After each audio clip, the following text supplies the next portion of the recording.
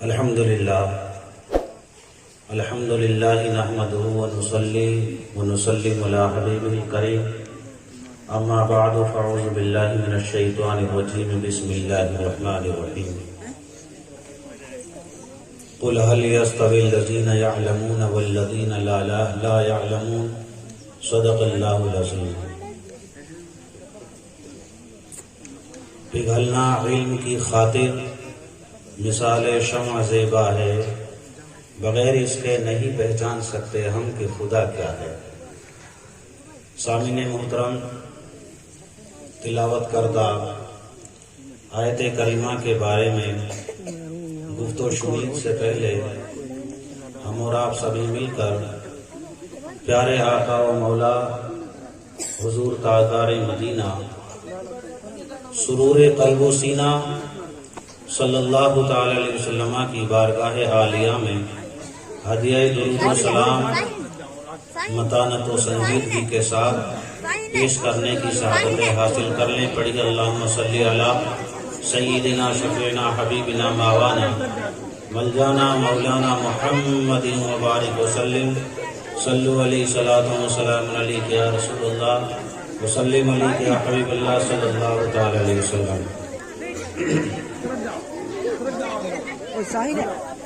حاضرین محترم، اللہ رب العزت اپنے مقدس کلام میں ارشاد فرما رہا ہے، اور یہ مقدس کلام رب تبارک و تعالیٰ کا پاکیزہ کلام ہے، جس کو اللہ تبارک و تعالیٰ نے ہم اور آپ سب کی ہدایت کے لیے، بلکہ ساری دنیا کے انسانوں کی ہدایت کے لیے رب تبارک و تعالیٰ نے اس قرآن کو مبعوث فرمایا، اس قرآن کو اتارا۔ پیارے آقا دو جہاں صلی اللہ علیہ وسلم کے توسل سے یہ کلام پاک ہم تک پہنچا، اور اس میں ہماری ساری زندگی کے مسائل کا حل اور ساری پریشانیوں کو دور کرنے کے الگ الگ طریقے قرآن شریف میں رب تبارک و تعالیٰ نے بیان فرمائے۔ لیکن کم نصیبی ہماری یہ رہی کہ ہم نے قرآن شریف سے دوری اختیار کی، قرآن شریف سے ہم نے منہ موڑا، قرآن شریف سے ہم بڑے دور چلے گئے، اور ہم نے اپنی اپنی پریشانیوں کا حل، اپنی پریشانیوں کا علاج دنیا داری میں ڈھونڈا، قرآن میں نہیں ڈھونڈا۔ اگر ہم قرآن میں اپنی پریشانیوں کا حل ڈھونڈتے اور قرآن سے ہم پوچھتے کہ قرآن ہم اس طریقے سے پریشان ہیں، یہ ساری پریشانیاں ہم پہ آ پڑی ہیں، اور اس طریقے سے ہم تمام مصائب و آلام سے چھٹکارا چاہتے ہیں، قرآن تو بتا کہ ان ساری پریشانیوں کا علاج کیا ہے، تو ہم قرآن کی تلاوت کرنا شروع کریں، قرآن شریف کو پڑھنا شروع کریں، تو انشاءاللہ تعالی وقت آئے گا کہ قرآن شریف کی ہر آیت کے اندر، ہر سطر کے اندر، ہر رکوع کے اندر ہماری ہر پریشانی کا جواب ہمیں ملتا نظر آئے گا۔ لیکن شرط یہ ہے کہ ہم قرآن شریف سے قرب حاصل کریں، قرآن شریف سے دوری نہ بنائیں، اور ہم قرآن کی تلاوت شروع کریں۔ اسی لیے رب تبارک و تعالیٰ نے ارشاد فرمایا، قل هل يستوي الذين يعلمون والذين لا يعلمون۔ لوگو، جو انسان قرآن کا علم رکھتا ہے، قرآن کو پڑھنا جانتا ہے، جو عالم دین ہے، حافظ قرآن ہے، حافظ حدیث ہے، جو علماء کرام کی جماعت ہے، یہ لوگ اور جو پڑھے لکھے نہیں ہیں وہ لوگ کبھی برابر نہیں ہو سکتے۔ یہ قرآن شریف کا فرمان ہے کہ جو انسان پیارے نبی صلی اللہ علیہ وسلم کے مقدس نائب بن گئے، جنہوں نے نیابت رسول کو اختیار کر لیا، جن لوگوں نے علم دین مصطفیٰ صلی اللہ علیہ وسلم حاصل کیا، جن لوگوں نے حدیث کا علم پڑھا، جن لوگوں نے قرآن کا علم پڑھا، وہ لوگ اور جو قرآن کے علم سے محروم رہے، دور رہ گئے، وہ لوگ کبھی آپس میں برابر نہیں ہو سکتے۔ علماء کی بڑی شان ہے، ہمارے ائمہ اکرام کی بڑی شان ہے۔ آج آپ نہیں دیکھتے کہ جو ایک مسجد کا امام ہوتا ہے، جو ایک مسجد کا امام ہوا کرتا ہے، 5 وقتہ لوگوں کو جماعت کی نماز پڑھایا کرتا ہے، اس امام کا رتبہ، اس عالم دین کا رتبہ، اس حافظ قرآن کا رتبہ رب تبارک و تعالیٰ نے اتنا بلند فرما دیا، اتنا اونچا مرتبہ رب تبارک و تعالیٰ نے فرما دیا کہ اگر زمانے کا بڑا سے بڑا بادشاہ ہوگا، زمانے کا بڑا سے بڑا جو ہے عہدے دار ہوگا، کتنا بھی بڑا افسر ہوگا، اگر اس کو نماز پڑھنی ہے تو اسی نائب مصطفیٰ کے پیچھے آ کر کے سب کے ساتھ صف میں کھڑے ہو کر اس کو نماز پڑھنا پڑے۔ اتنا بڑا مقام رب تبارک و تعالیٰ نے ایک امام نماز 5 وقتہ کو عطا کیا۔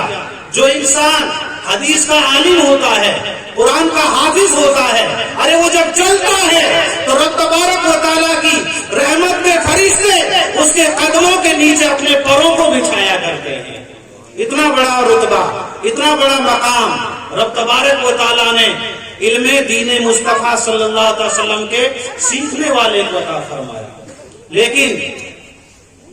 آج ہم اور آپ لوگ اپنے بچوں کو ان چیزوں سے بڑے دور لے کر چلے گئے۔ ہم نے ان آنے والی نسلوں کے بارے میں کبھی یہ نہیں سوچا کہ ان کی جو ہے دین اسلام کو ضرورت ہے۔ بچے جو ہے یہ مستقبل کی امید ہوا کرتے ہیں، بلکہ امیدوں کا مستقبل ہے۔ یہ بچے جو ہیں، ہر ایک درخت ہوتا ہے، اس درخت کی جو ہری ٹہنیاں ہوتی ہیں، ہری شاخیں ہوتی ہیں، چھوٹی چھوٹی ڈالیاں ہوتی ہیں، ان کو جب موڑا جاتا ہے تو وہ بآسانی مڑ جایا کرتی ہیں۔ ان کو جس طرف ہم جھکاتے ہیں وہ بآسانی بغیر ٹوٹے جھک جایا کرتی ہیں۔ اسی طریقے سے جب وہ ڈالیاں بڑی ہو کر کے موٹی ہو جاتی ہیں، وہ بڑا تنا بن جاتی ہیں، بڑا جو ہے درخت بن جاتی ہیں، تو اگر ہم ان کو موڑنا چاہیں مڑ نہیں پاتی، بلکہ وہ ٹوٹ جایا کرتی ہیں۔ جس طریقے سے ایک درخت اور پیڑ کی ہری اور چھوٹی شاخ اور ڈالیوں کو ہم بآسانی موڑ دیا کرتے ہیں، اسی طریقے سے یہ ہمارے بچے اس دنیا کے پیڑ کی ہری اور بھری ڈالیاں ہیں۔ ان کو ہم جس طرف چلائیں گے، جو راستہ ان کو دکھائیں گے، اسی راستے پہ بچے ہمارے چل پڑیں گے، اسی راستے کو اختیار کریں گے۔ اگر ماں باپ نمازی ہوں گے، ماں باپ نماز 5 وقتہ ادا کریں گے، گھر کے اندر سنت مصطفیٰ کا ماحول ہوگا، گھر کے اندر ذکر خدا ہوگا، تلاوت قرآن ہوگی، درود و سلام، تسبیح و تحلیل کا ورد گھر کے اندر ہوا کرے گا، تو ہمارے بچے اسی ماحول میں آئیں گے، اسی ماحول کو دیکھیں گے، اور ہمارے بچے اسی ماحول میں ڈھلتے ہوئے چلے جائیں گے۔ اور جب ہمارے گھروں کا ماحول لڑائی جھگڑے کا ہوگا، آپس میں ایک دوسرے تانے اور کوسوں سے باتیں کیا کریں گے، تو یہ بچے ماں باپ کی باتوں کو اپنے ذہن کے اندر ریکارڈ کریں گے، اور آگے چل کر کے وہی برتاؤ جو ماں باپ اپنے ماں باپ کے ساتھ کیا کرتے ہیں، وہی برتاؤ یہ بچے ہم اور آپ کے ساتھ کریں، کیونکہ یہ ہماری نوجوان نسلیں، یہ بچے کل کو آگے چل کر کے یہ بھی ماں باپ بنیں گے، کیونکہ ان کے سامنے ان کا بڑا مستقبل ہے۔ اس لیے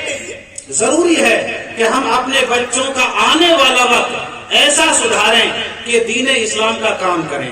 کیونکہ آج کا جو دور ہے، آج جس دور سے ہم اور آپ گزر رہے ہیں، یہ ایک ایسا دور ہے کہ انسان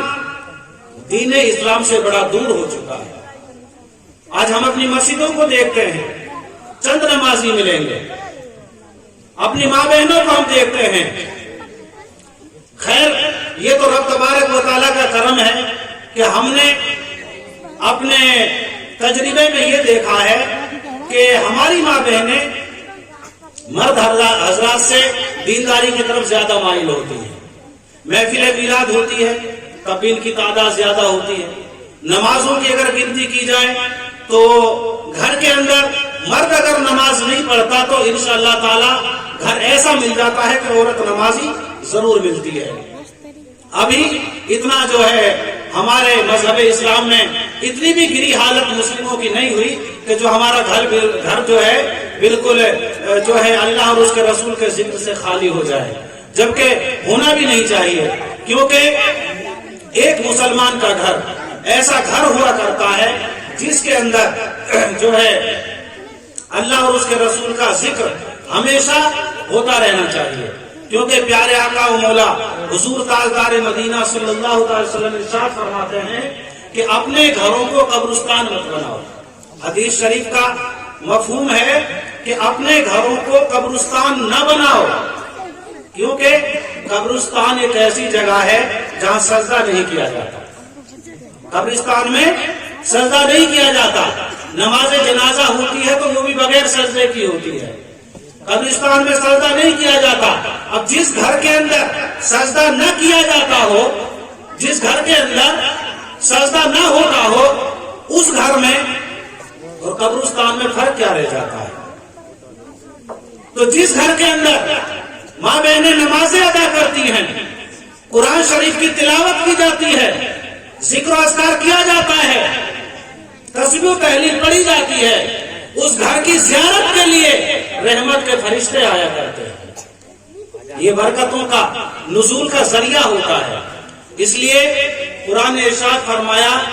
کہ پڑھے لکھے اور ان پڑھ لوگ کبھی برابر نہیں ہو سکتے۔ عالم دین کا رتبہ قرآن شریف نے اور حدیث نے، مذہب اسلام نے بڑا اونچا بیان فرمایا ہے۔ امام حضرات جو ہوا کرتے ہیں یہ بستی کے راجہ ہوا کرتے ہیں، اللہ تبارک و تعالیٰ ان کی دعاؤں کے ذریعے سے نہ جانے کتنی بڑی بڑی بلاؤں کو ٹال دیا کرتا ہے۔ یہ امام حضرات جو ہوتے ہیں ہمارے بچوں کو کتنی بڑی محنت سے پڑھایا کرتے ہیں۔ آج ماں باپ دنیا سے چلے گئے، بچہ اگر ان کے پاس پڑھنے آتا ہے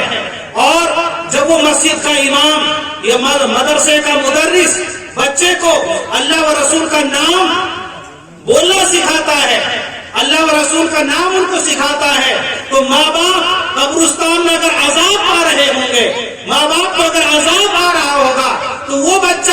جب ایک ائمہ کرام کے ذریعے، مدرس کے ذریعے اللہ اور اس کے رسول کا نام لے گا تو اس کی نام کی برکت سے قبر کا عذاب اللہ تعالیٰ اٹھا لیا کرتا ہے۔ تو سامعین محترم، اپنے بچوں کو دین اسلام کی طرف لاؤ، قرآن کی تعلیم کی طرف لاؤ، حدیث کی تعلیم کی طرف لاؤ، کم سے کم اتنا علم سکھانا جس سے حرام اور حلال کا پتہ چل جائے کہ یہ چیز حرام ہے، یہ چیز حلال ہے، اس کو کھانا چاہیے، اس کو نہیں کھانا چاہیے، اس سے بچنا چاہیے، اس کو اپنانا چاہیے۔ ان ساری چیزوں کا پتہ چلنا انسان کے لیے ضروری ہے، کیونکہ طلب العلم فریضۃ علی کل مسلم و مسلمہ، علم دین کا اتنا سیکھنا جس سے حرام اور حلال کا پتہ چلے، ہر مسلمان مرد اور عورت دونوں پر فرض ہے اتنا سیکھنا۔ تو اپنے بچوں کو ہم قرآن کی تعلیم دلوائیں گے، قرآن کی طرف اپنے بچوں کو موڑیں گے، اپنے گھروں کے اندر قرآن کی تلاوت کریں گے، اپنے بچوں کو دین اسلام کی طرف ہم رجحان پیدا کریں گے، تو انشاءاللہ تعالی یہی بچے آگے چل کر کے ہمارے پورے گاؤں کا جو ہے ماحول بدلیں گے، ہماری مسجدیں ان سے آباد ہوں گی، ہمارے مدرسے ان سے آباد ہوں گے۔ اس لیے ضروری ہے کہ ہم اپنے بچوں کو قرآنی تعلیم کی طرف لائیں، اور ہماری جو ماں بہنیں ہیں ان کا خاص رول اس کام میں زیادہ ہونا چاہیے، کیونکہ مرد حضرات جو ہے باہر کے ہوا کرتے ہیں، اگر مرد کو کام ہے وہ گھر سے صبح نکل جاتا ہے، شام کو واپس لوٹتا ہے۔ اب ایک عورت پر یہ ذمہ داری عائد ہو جاتی ہے، یہ ذمہ داری لاگو ہو جاتی ہے کہ وہ اپنے بچوں کا خیال کریں، بچہ جو ہے واحد کہیں نہ گھومے، بلکہ وقت پر جو ہے مسجد پڑھنے جائے اور مدرسے پڑھنے جائے، کیونکہ ایک اولاد کے لیے ماں کی گود جو ہوا کرتی ہے وہ سب سے پہلا مدرسہ ہوا کرتی ہے۔ جو بچہ ماں کی گود سے شعور، تہذیب، طریقہ اور جو سلیقہ ماں کی گود سے سیکھتا ہے یا اپنی ماں کو دیکھ کر کے اپنے گھر سے جو بچہ سیکھتا ہے وہ کہیں دوسری جگہ سے نہیں سیکھ سکتا۔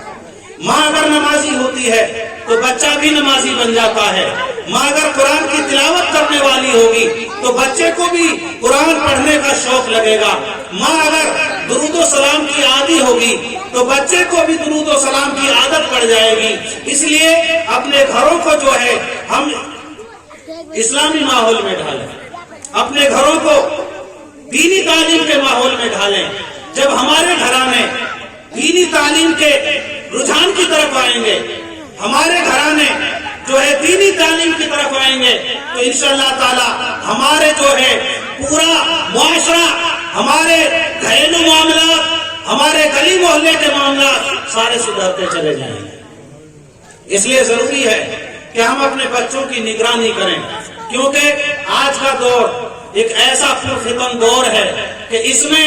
جو ہے اگر سیاست کی طرف دیکھا جائے تو قوم مسلم کا حمایتی کہیں کسی سیاست میں نظر نہیں آتا.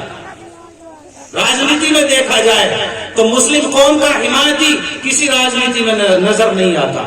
اس لیے ضروری ہے کہ جو قوم ساری دنیا پہ راج کرنے کے لیے پیدا کی گئی تھی, جس قوم کو ساری دنیا کا تاجدار بنا کر بھیجا گیا تھا, آج وہ قوم جو ہے پسماندہ ہے, وہ قوم جو ہے ذلیل اور رسوا ہے. اس قوم کی کہیں نیز بوجھ نہیں, اس قوم کو کوئی پہچاننے والا نہیں. جگہ جگہ قوم مسلم کو رسوا کیا جا رہا ہے, جگہ جگہ قوم مسلم کو جو ہے عزت و آبرو کو نیلام کیا جاتا ہے. یہ سارے کیوں ہو رہے ہیں؟ یہ ہمارے اپنے کارناموں کی وجہ سے, کیونکہ ہمارے اپنے کارنامے ایسے ہو گئے کہ ہم مذہب اسلام کے جو ہے معاشرے سے, مذہب اسلام کے جو ہے فرامین اور اصول سے ہم دور ہٹ گئے. جب تک ہم قرآن کے فرمان کے مطابق زندگی گزارتے رہے, جیسا قرآن نے حکم دیا, جیسا حدیث نے بتایا, ویسا ہم عمل کرتے رہے, تو ہم دنیا پہ راج کرتے رہے. اور جب ہم نے قرآن و حدیث سے منہ موڑا تو یقین جانیے کہ ہمیں ساری دنیا کی ذلت اور رسوائی ہمارے سامنے آ گئی. اس لیے ضروری ہے کہ ہم جو ہے اپنے حالات کو بدلیں, اپنے ماحول کو بدلیں, ہم اپنی نماز 5 وقتہ کی پابندی کریں, ہم اپنے گھروں کو مذہب اسلام کا آشکارا بنائیں, مذہب اسلام کا ماحول اپنے گھروں کے اندر پیدا کریں, سنت کو بھرا ایک ماحول ایسا پیدا کریں کہ بچے کو کھانے کا سنت طریقہ کیا ہے وہ سکھائیں. بچہ اگر پانی پیتا ہے تو پانی پینے کا سنت طریقہ کیا ہے وہ ہم اپنے بچے کو بتائیں. اگر کسی سے بات کرنی ہے تو بات کرنے کا طریقہ مذہب اسلام نے کیا سکھایا وہ ہم بتائیں. کسی سے دعا سلام کرنا ہے, چلنے کے آداب ہم اپنے بچے کو سکھائیں. جب ہم اس طریقے سے اپنے بچوں کو اسلامی ماحول میں ڈالیں گے, اسلامی تہذیب کے اندر ہم اپنے بچوں کو لائیں گے, تو انشاءاللہ تعالی ایک دن ایسا آئے گا کہ ہمارے گلی محلے میں چاروں طرف پیارے نبی صلی اللہ علیہ وسلم کی پیاری سنتیں نظر آئیں گی. سامعین محترم حضرات, جو کچھ کہا اس کہنے میں جو غلطیاں خامیاں عمدن سہون خطن نسیانن سرزد ہو گئی ہوں, اللہ تعالیٰ سے دعا ہے کہ مولا معاف فرمائے, اور جو کچھ کہا کہنے سے زیادہ عمل کرنے کی توفیق عطا فرمائے. اور کوشش یہ کریں کہ ہم جو ہے اپنی مسجدوں کو آباد کریں. جھوٹ, غیبت, چغلی, یہ ساری خرافات دنیا داری ہیں, ان سے ہم بچیں, اور جو ہے